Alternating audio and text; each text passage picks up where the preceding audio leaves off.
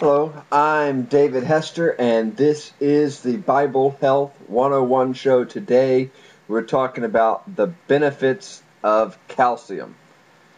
All right, I'm going to make this a short program. I have a lot more information on this subject, but to keep from misquoting it from memory, if you would like the documentation, I would be happy to send it to you. Just send me an email at davidhester@biblehealth101.com. Also, in case I forget to mention this at the end of the show, please feel free to post your comments, questions, concerns, anything you'd like below these videos, and I will respond in a timely manner. Okay, so today we're talking about the benefits of calcium, and calcium is one of the 6 major minerals. Okay, and getting an adequate amount of calcium is critical to your health. Okay. I'm not saying that the other major minerals aren't important. They're very important as well. But calcium by far stands alone in terms of the many health benefits and the beneficial effects that it has on our bodies. Okay? Now,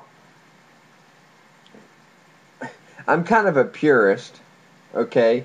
And I believe that the best way to get any of your vitamins and minerals is from the foods that you eat. Okay? Now, I'm also a realist, and the reality is that most of us today are not getting proper nutrition from the foods that we eat. Okay? Think about it. We eat all of these processed foods where all of the nutrition is stripped from the food. Okay, there's actually more nutrition in the packaging of processed foods than there is in the food itself. Okay, now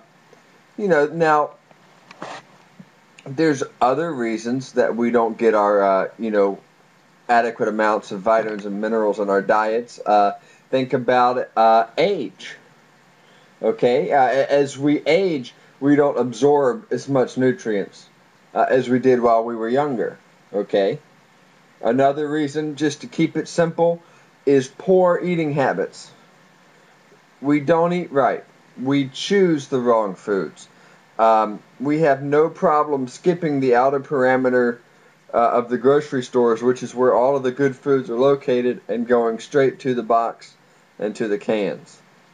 And because we do not choose the best foods while we're shopping, we're not eating the best foods when we're eating. Okay, so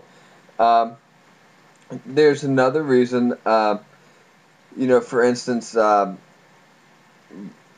a reason that some people don't get enough calcium is because they're lactose intolerant, and they believe that the only way that you can get calcium is through dairy products. Okay, and dairy products are a good way to get calcium, but they are by far not the only way, okay, to get calcium.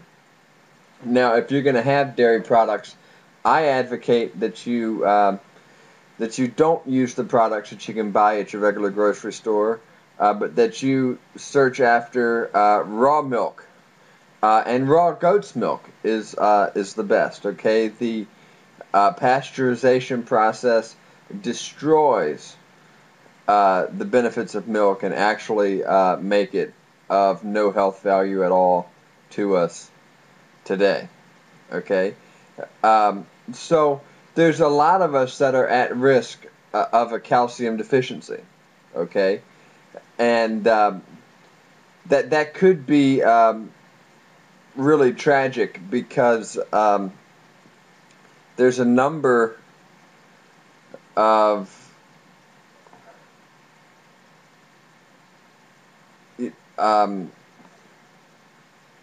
calcium deficiencies, and the symptoms that go along with that are pretty dangerous. But we can, if we're not getting it through the food intake, we can get high quality calcium through supplements. Okay, and I think it's really important that you take supplements, especially if you have a vegetarian or vegan diet. Now, just as a little commercial, in the product section of our website, we have a product line called Healthy Fix, which we wholeheartedly endorse, and that's all I'm going to say about that. Now, we know that calcium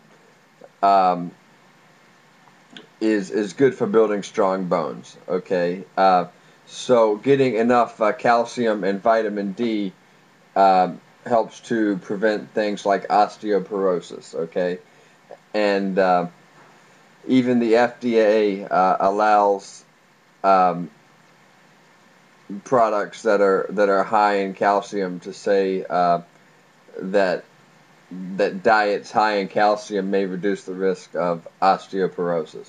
Okay, now there's been a whole lot of studies that link calcium supplementation to increased bone density. Okay, if you want that information, like I said, just email me. I'm not going to go over it all here. It's also becoming more and more well known that calcium helps to speed up the weight loss process. It used to be thought that